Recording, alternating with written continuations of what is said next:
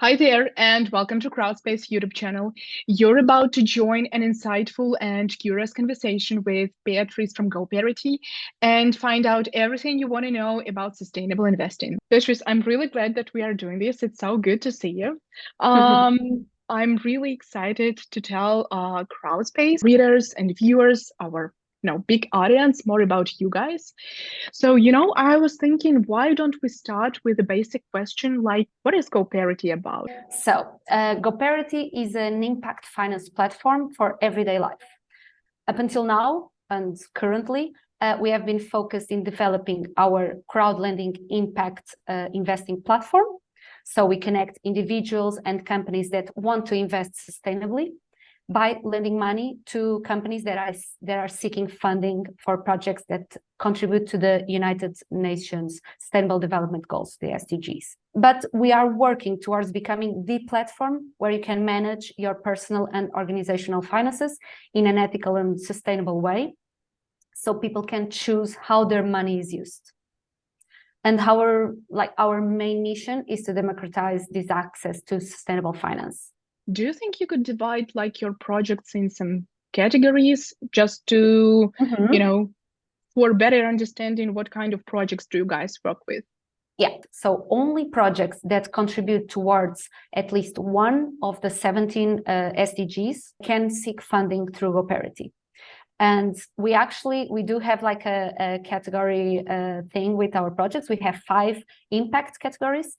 And they are according to how the money that is being lent to these projects is being used. So these 5 categories are sustainable energy, social economy, water and blue economy, green use of land, and business in transition. So before we launch any project, we ask ourselves and we evaluate what is the project contributing to. And so I can give you a little bit more in depth about each one of them. So sustainable energy, normally we immediately connect it to solar power, solar panels. So here, sustainable energy are projects that contribute to a renewable and decentralized energy system where energy is accessible and affordable to everyone or is being used in a more efficient way. With social economy are projects that contribute to an inclusive society. So there are equal opportunities and there are fair access to education, to health, to employment, to sanitation, and so on. Water and blue economy. So these are projects that just have an efficient use of water. And this can be with the water life cycle, but it's generating less pollution, or in the way that we are protecting, or even in the production of food, that it's done in a sustainable way and it's protecting life on the water. Green use of land, so it's a sustainable management of the land, but also the ecosystem where it's in. So it's not only about the land itself, but also protecting the biodiversity and projects into reforestation or preserving species and on. And then the last one is business in transition. Sometimes this one can be a little bit more tricky because it's quite broadened. Our projects are businesses that have sustainability as their core mission, or that are working towards becoming even more sustainable. Sustainable fashion, this can be into a more circular economy, is sustainable tourism.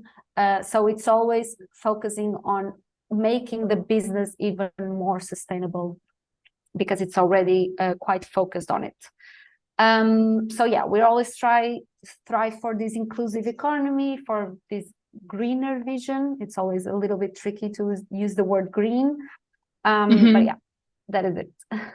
So speaking of the latter category, so do I understand this correctly that it can be a business from any domain, but if it's striving to become more sustainable, more environmental friendly, then let's say it has a chance to work with you. Am I right?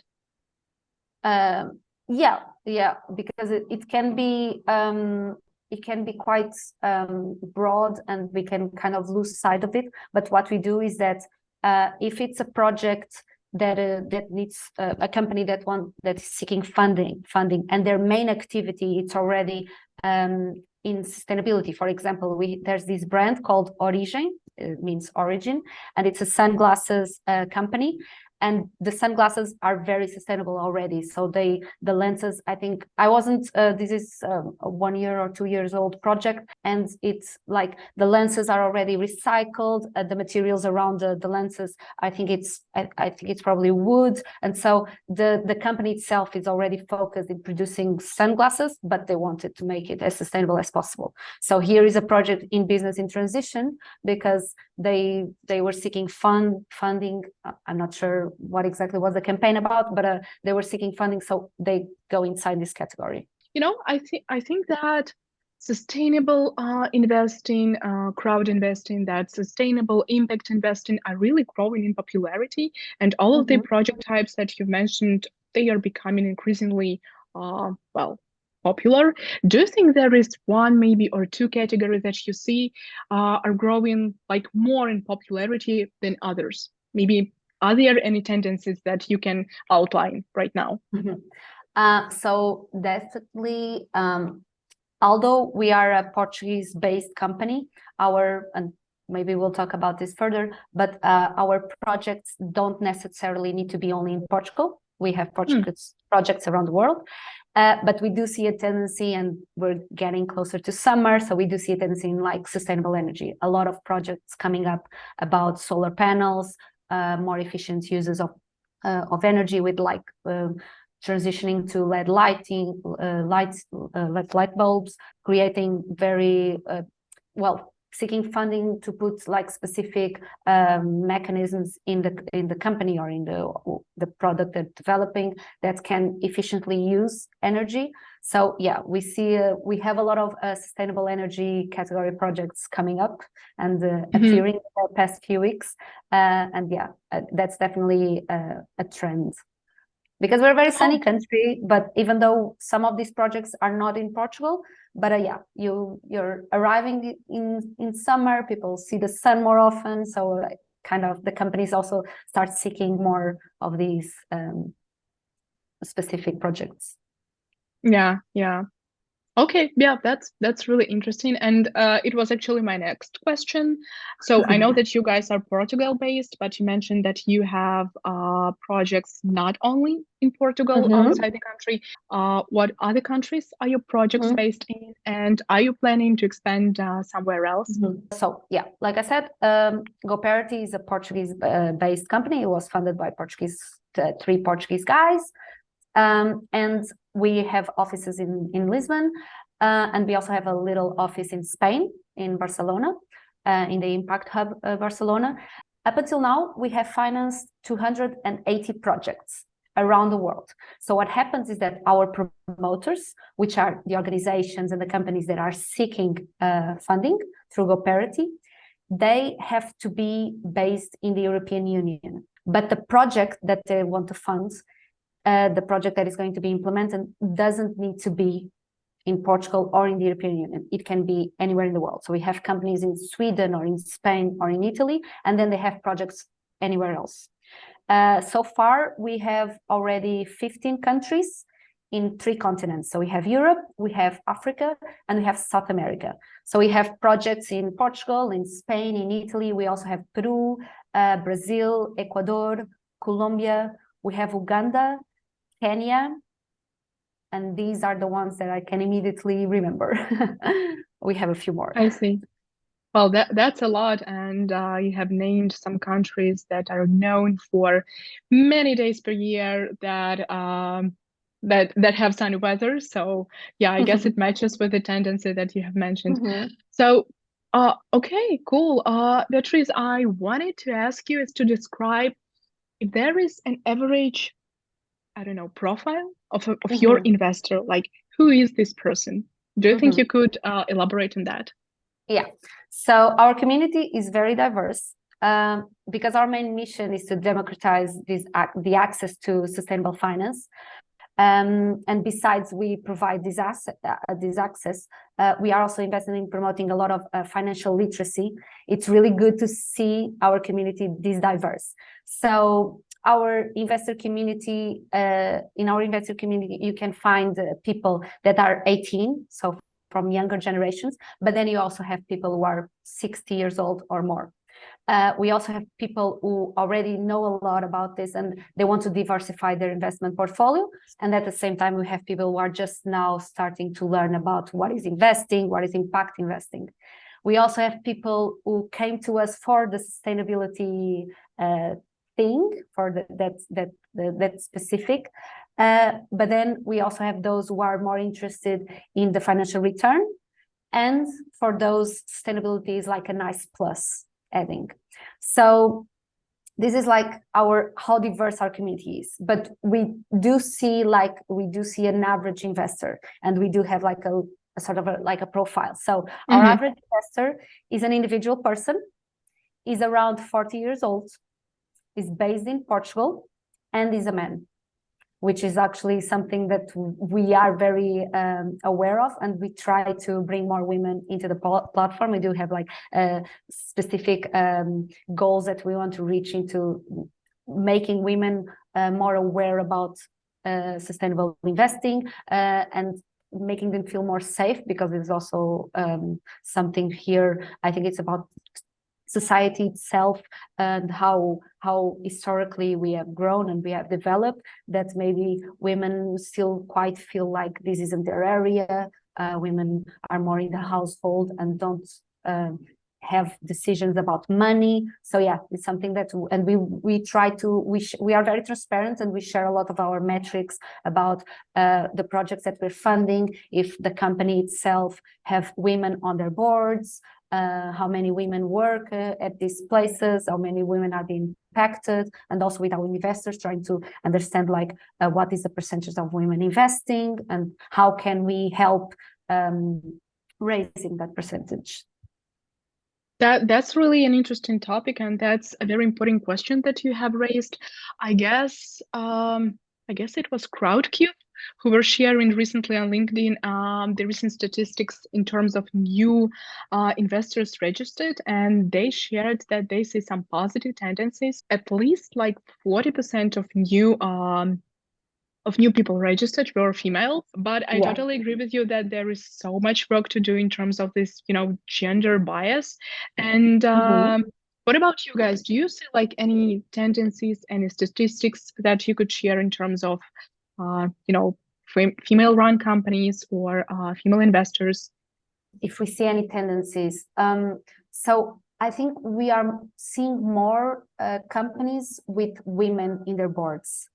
Or at least I think it's something that sometimes is not, it wasn't seen as something to be shared, or it was quite not talked about, but now it's being more transparent. Like people want to show who is on the board, who are the directors, who are the CEOs, and so we kind of see, and that gives some transparency, and then you just see a team filled with men, or you see, oh, there's at least a woman, and that kind of we've had investors asking us, so I see that this company, the CEO is a man, but do you have women? And then we sometimes go back to the company, to the promoter, and ask them, oh, could you share more about your, so people are actually curious to know. And we have had investors coming to us saying like, I wasn't like, I like this specific project, but I wasn't like, should I invest? Should I not invest? But then I saw that the team, there's a lot of women, and I was so happy about it that I invested. We've had a few people coming to us saying that,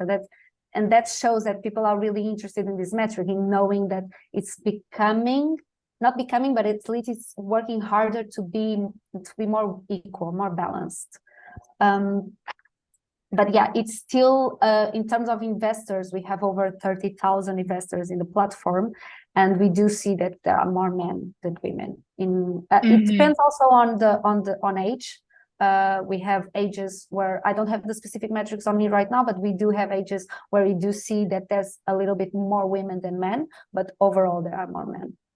And speaking, since we have touched base on the stereotypes and stuff, I was wondering, do you see any like misconception about sustainable investing, about impact investing, that that happens often in your work? And if there is such misconception or such stereotype, What would you say to disrupt it? What would you say to dispute it? If there is Okay. any, of course. Yeah, so yes, I think like everything in life that becomes a trend, there are always positive and negative sides to sustainable investment becoming mainstream. So I think that's the specific of it. So for instance, some people think that financial sustainability cannot coexist with environmental and social sustainability. So these people tend to associate sustainable projects with unstable projects that cannot prosper. We also see that more traditional business as usual investors have a harder time understanding that we give equal importance to these two dimensions, so to investment and to sustainability. So we do have questions like, oh, but which one do you prioritize? And they're like, we're not prioritizing, we give it equal importance. Then we also have another issue is trying to explain this hybrid organization enterprise model, because it's quite new, or it's quite different from like the traditional business models. And trying to explain this to more conservative individuals is more difficult. Because we are part of this new business model, we see, going back to the same, we see both profit and impact, and it's hard to actually explain, but we see both. And they still, oh, but is it more about profit? Is it more about impact? No, it's like both. We try to balance both. And also we see a misconception also with impact and charity. So we have organizations that sometimes seek us to, oh, can we donate money for something? And we're like, you can invest instead of donate. You can, and they're still like, oh, but can we donate? And there's like a very thin line in like in investing, donating. This is about impact, about helping. And there's also a big issue with greenwashing. This topic is becoming a trend. So there's also higher possibility of increasing in terms of greenwashing. But luckily, Europe has been producing legislation that can control this, and I think it will be quite positive in the near future. So with all these misconceptions and stereotypes that I mentioned, they are always complex. And there is never like a fixed answer that can give like a final answer and that can refute completely these arguments. We always have to explain and explain again and explain from different perspectives. But we always, like at GoParity, we always strive to have the positive impact, the positive social impact, environmental impact, and that's how we try to explain it to people. And we can't win everything, but I think because although it's sort of recent, this sustainable investing, although it's a concept that is getting more known, but at the same time it's quite newish. So, but I think we keep talking about it, and we will eventually learn more about it, and we'll be more informed about it. So hopefully one day, it's like there's the World Oceans Day,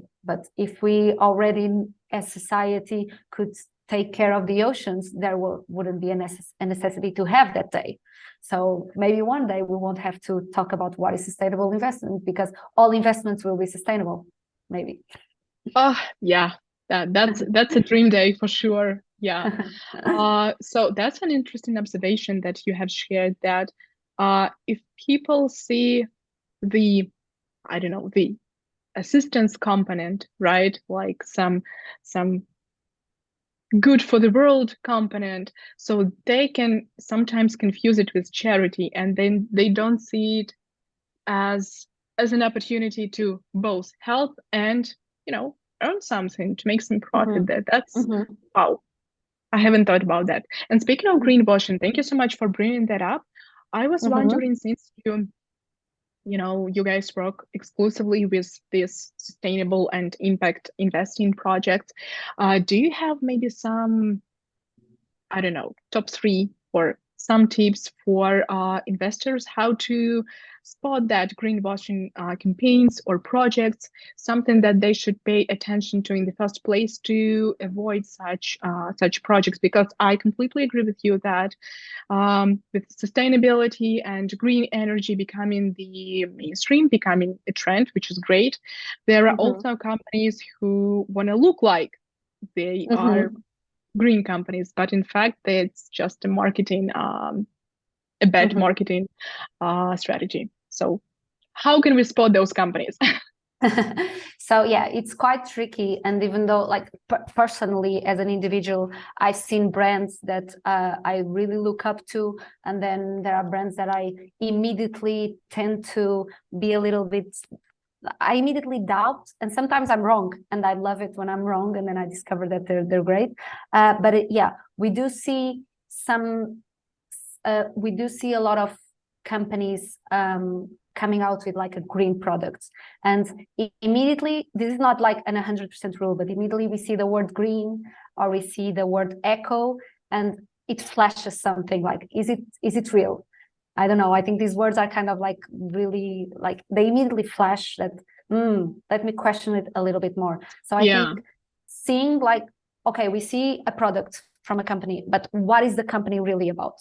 Because sometimes the core activities of the company aren't aligned with what they're selling or what they're showing. So sometimes just a little quick research about what is this company really about, because we see products out there, or even like we go to a festival and we see a stage that is like the sustainable stage or the eco stage, but then we see that it's sponsored by, I don't know, companies like Shell, or like, so we have to as like an individual, an investor, we have to look, we have to read, but we also need to keep like, we need to keep questioning, not accepting just what is written, but then like, okay, let me just do a quick research, like, what is this company really about?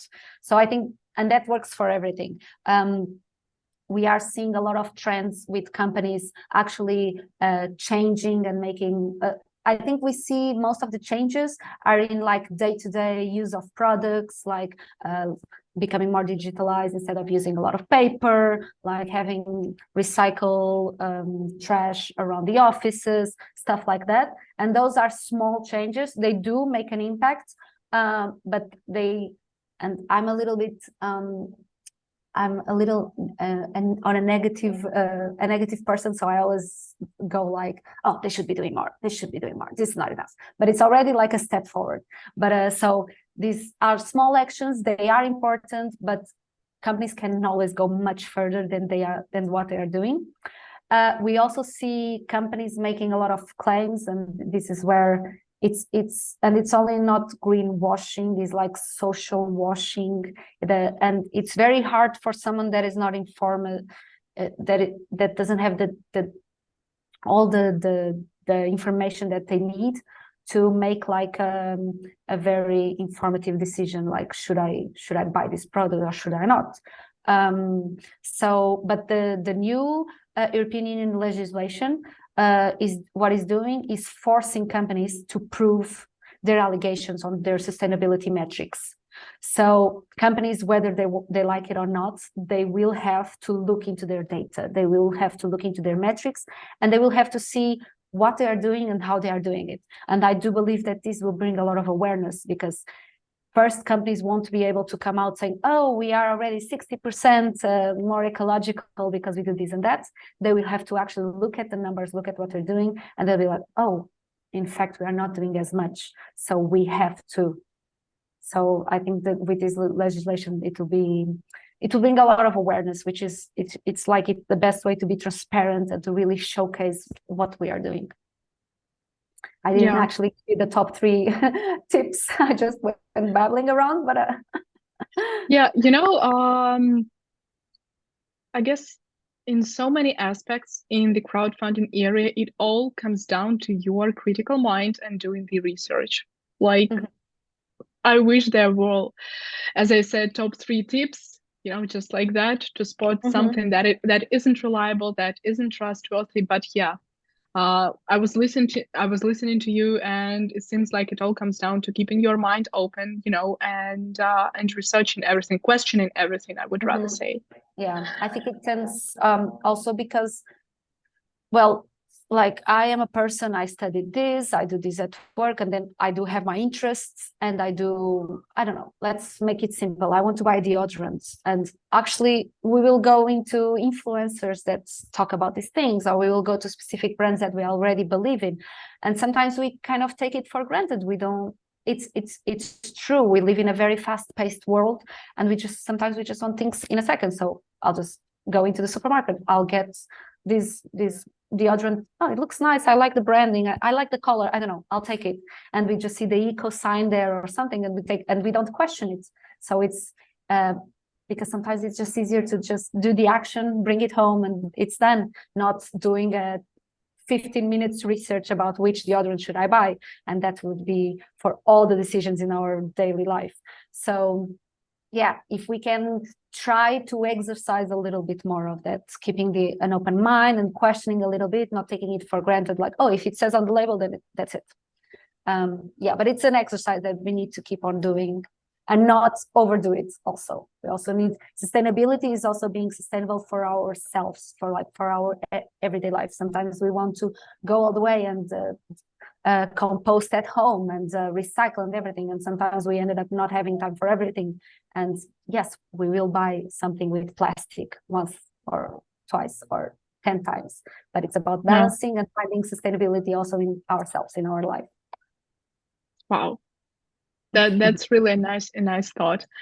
I was also wondering, that with the European regulations well underway, and this, I think, really great effort to really unite the European crowdfunding market. I still think it's interesting to understand the specifics of each market. So I was wondering, what's your general impression of the crowd investing market in Portugal? What it's like?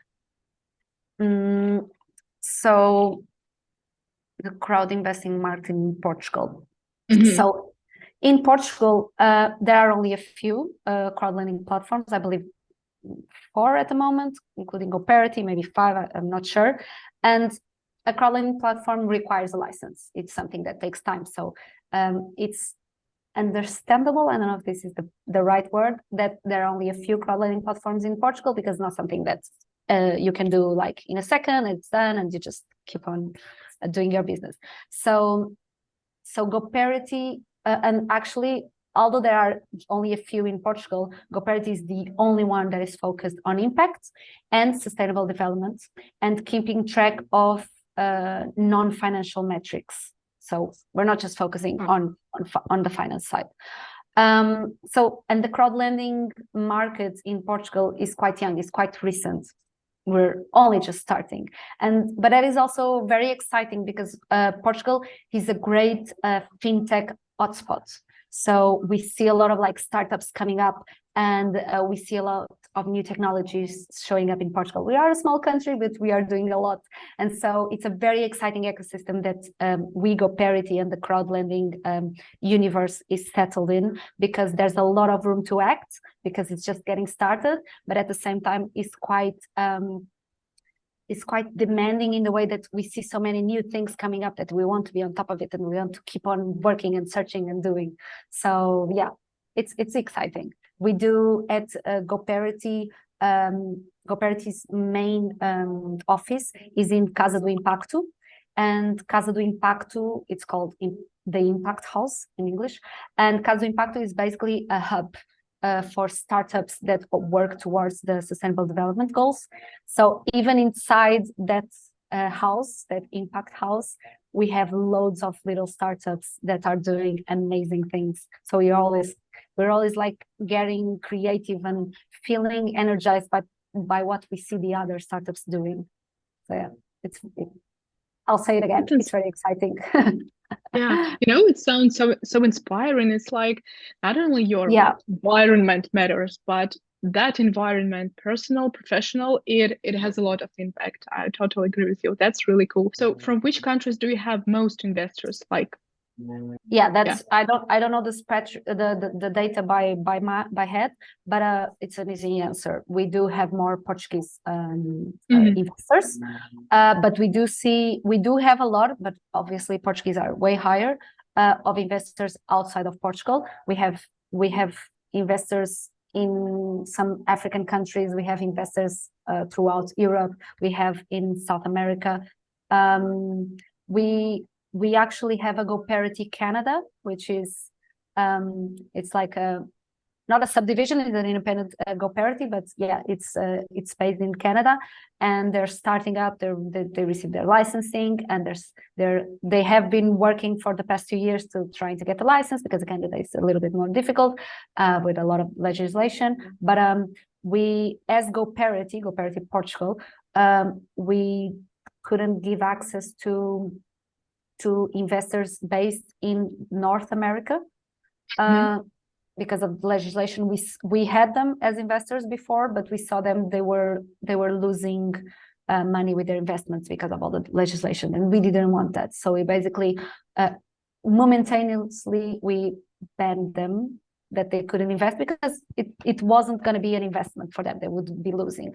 But now with GoParity Canada, they will be able to have investors based in United States of America, and so it will open up the market a little bit more also to have them, because we sometimes GoParity is invited to have like small talks with universities that come to visit Portugal, and like all the startup hub and startup scope and fintechs and such. And we have given some talks to like university in Tennessee or in other places, and the people who are attending, the students, they always come there from MBAs and such, and they always come to us in the end. So, oh, can I invest because my fiscal address is in I'm from Peru, but I live in the US. And like, oh, if your fiscal address is in Peru, then you can invest. If you're in the United States of America, you can't, but soon you will be able also.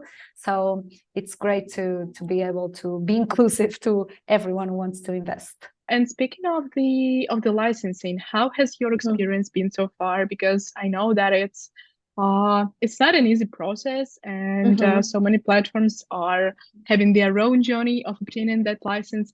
What has it been like for you? So GoParity's adaptation to this licensing means that there's an increased competitiveness,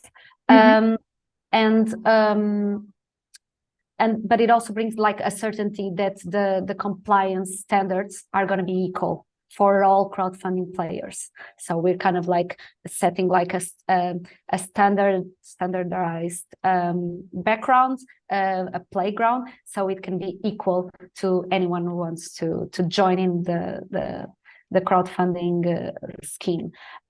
So what this allows is that we can benefit from strengthened investor confidence, because it's all standardized, and people will be more prone to feel more safe, more secure across all the crowdfunding markets.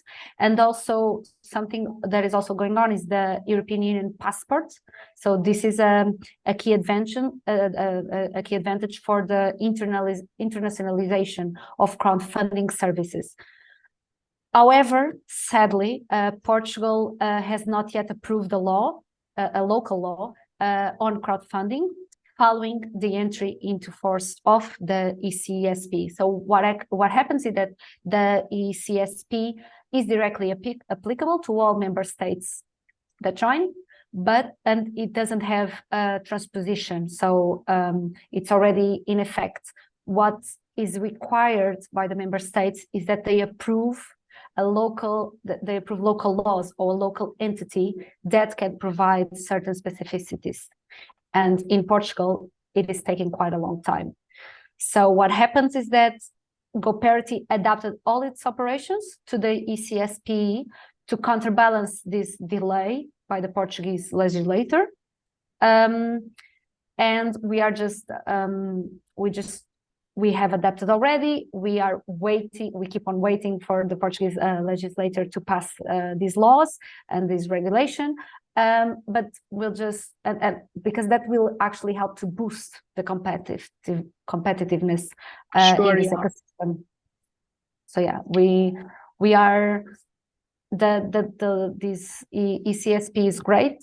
I think GoParity is very aligned and we're following through. It's just sad that Portugal is a little bit slower on passing the legislator. Wow, I should say I didn't know about that. So, okay, then we are keeping our fingers crossed that it happens soon and you guys, can officially be licensed and yeah, communicate that to your investors too. So then speaking of GoParity, is there any news that you'd like to share with your potential audience? Like what's coming next for you guys? Give us like a trailer of what to expect from you in the future. Soon on GoParity. Yeah, so, yeah. Coming up this fall.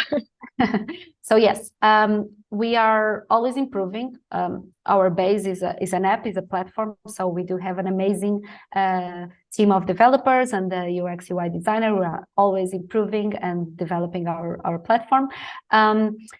We very shortly are about to launch a financial statistics page. So it's an online page on our website where anyone can monitor in real time details related to GoParity launch. They can see how many projects we have funded, what are the rates, there's like loads of data there and like graphics and charts, and people can like follow it, and it's real time, so it's super great for those people that are always looking into the changes and fluctuations and such. We have some new functionalities that we are working on, but that I can't reveal now. We do have our annual events that it's going to be at the end of this month, and we're going to talk about these new functionalities. And coming up next for GoParity, so like a close future, but more in the future, we are looking into children accounts. We have been working on this in the past year or so, and it's something that we've received message from investors saying, oh, can I open an account for my daughter or for my nephew? Can I start having like a savings plan for them? And so it's something that it's possible to have like a savings plan on your account, but we want to make it like a specific children accounts that can be like already just for them. We are also working on payment cards. So because we are an impact finance platform, and although we've been more focused in the in investing, we want to be for everyday life. So we want to give the full ride, the full experience of you being able to take care of your personal finance in one place. And so, yeah, we're looking into payment cards, even if they're physical or digital, new ways of saving. We already have like a savings plan in the platform, but we're looking at like other ways to do so. And we're also developing more our automatic investments.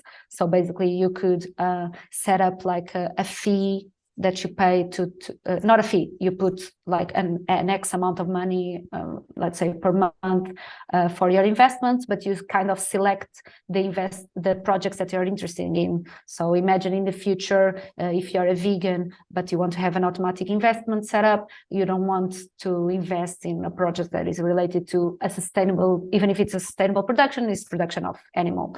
It's an animal production, so you can like filter it and make sure that the money that you put aside to invest will go to these automatic investments, and you don't lose any opportunities, because sometimes we have projects that in a few hours they close, they get funded fully. So when people sometimes are like, oh, I missed that opportunity because I don't have the automatic investment done or something. So yeah, it would be great for people to be able to select and filter it, and yeah, super nice. Wow. Well, that sounds like a lot, and it sounds so exciting.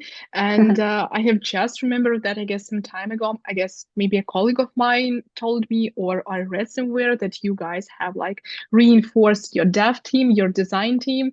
So Mhm. that gave me a hint that, yeah, I guess those guys are planning something really cool from the development perspective.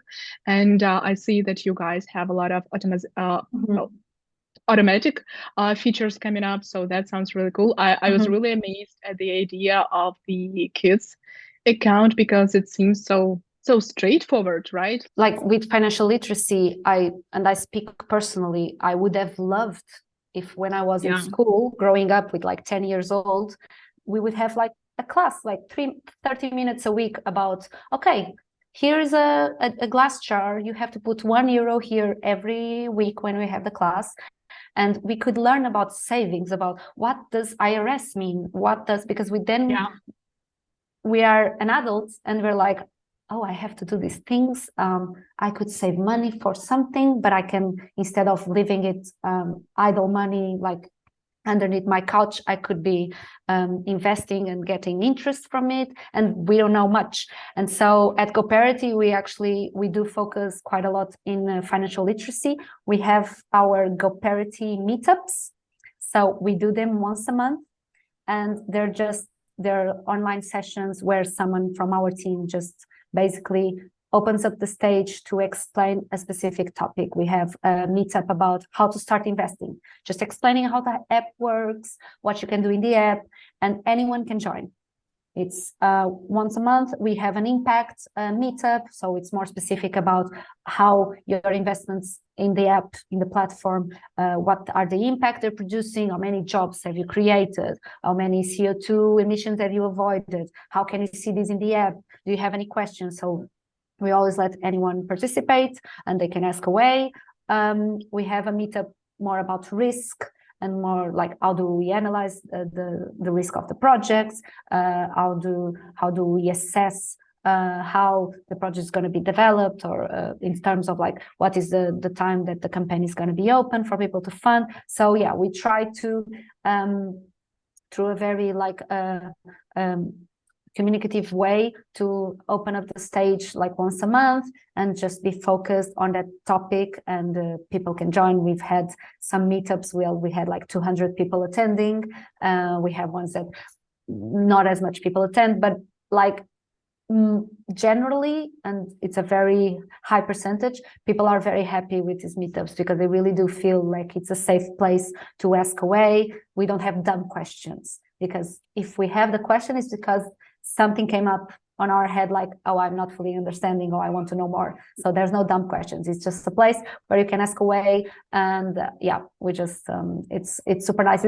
It's a lot of work to manage these once a month meetups, but we're getting better at it as time goes by and we do more of them. Yeah, so but we really want to focus, and we feel like the way you communicate to an 18-year-old or a 40-year-old is not going to be the same that you can communicate to a child, obviously. And sometimes we do try to explain it in a very simple way. Try not to use words that aren't too difficult or too specific, but obviously we need to know our audience and to see how can we explain better. And sometimes explaining to a child, everyone else, if you're 6 years old, you will understand it. So they're like their specific audience, but then they kind of open up for all the other audiences. So if we can actually explain what is GoParity to a kid, because we have this, I think there's a bank or something that it's very recent, a commercial on the radio, and we just listen like a father or a mother asking to a child, oh, I'm going to open up an account for you. And the child just go, why do I need a savings account? Or why do I need an account? And then it just goes on talking about, but it's like, yeah, kids also need to learn, and they're going to be the adults in the future. They're going to be the ones that are going to fight even more for sustainability. So we need to give them the tools. We need to give them the information. So yeah. And I think we also feel inspired because we at GoParity, when I joined, we were around 15. It's now 8 months later and we are 22, 23. So we've been growing up a lot. And we are all at an age where like maybe becoming fathers and mothers. So I think we kind of feel inspired by our friends, our family around. Like we see kids and we also want them to have this, to learn more about it. Yeah, it sounds like you guys are putting so much effort into the educational component. You have described it so much, so detailed, and it all sounds so curious. And it's such a nice space that maybe I'll join one of your sessions just to understand. We share them works. on social media, Cool. so yeah, you're free to join. And Awesome. We always have a presentation to go along, and yeah. And as you were talking, I was just thinking that if we were taught that from the very early age, I guess we would just feel so much more confident as adults, as growing up, you'll be like so much more aware of how this world works, basically. I would describe it that way. Wow. Yeah.